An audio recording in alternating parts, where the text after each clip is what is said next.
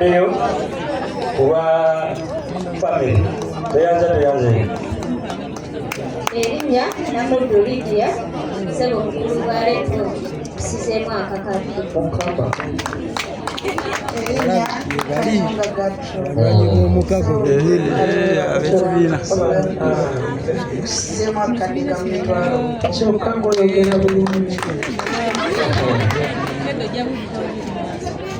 Nisaanitu Jacqueline akwata akakadde kamu 10 kamwine Winnie naye n'akuwa akakadde. Mr. Waleto amanya nze nasozirewo tina bwe bawulira ku TV ne ku leediyo mama Kabija mwamujejje tweyanza okujja ku mukolo guno wabula bakuba kitule bamuleseewa kwano gwange mutunidde nsaba kuwa emitwalo 5 gino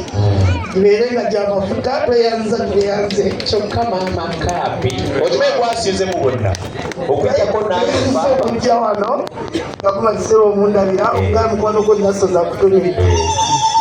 mukubire nasozi nange mu ngalo ffeka bawemwogere toto kale tubwaleto nze nkuwadde $1.5 emitwalo 5 kwate obukadde 2 emitwalo 5 sayidi eri mu Vision emitwalo $1.5 sayidi wano amagoba gyegalire kino kibyatu mpozi ne madamu Nalwomwe Judith emiliyoni yanyowereza Mr. Katabazi Megundi Chief Mayor akakadde naye kamwagulumira enda kuwaleka mwasa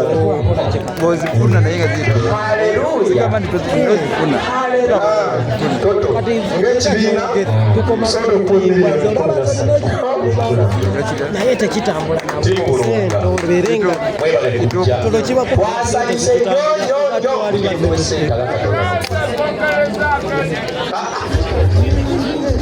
Security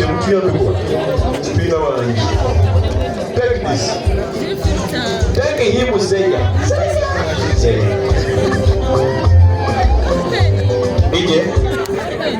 kwagala nnyo beerako buli lwokasukali ogoberera tata wange gwena webale nnyo bwana MC tugenda Sengule tusanyusa okubeera ku mukolo gwo naffe tuze okuva ebulunga netugamba tulina okubeerawo kubanga watuyita ate obadde otukyalina ewaffe naye tujafuna okusobozza kufuwamuafunyemu obuzibu naye teyaze naye sente ojja tufuna busimu apaata omusala nankabiri naye babasobodde okujja olukoze bampita naabwe ekisolo kyamano wakiulunga kisizemu emitwalo 10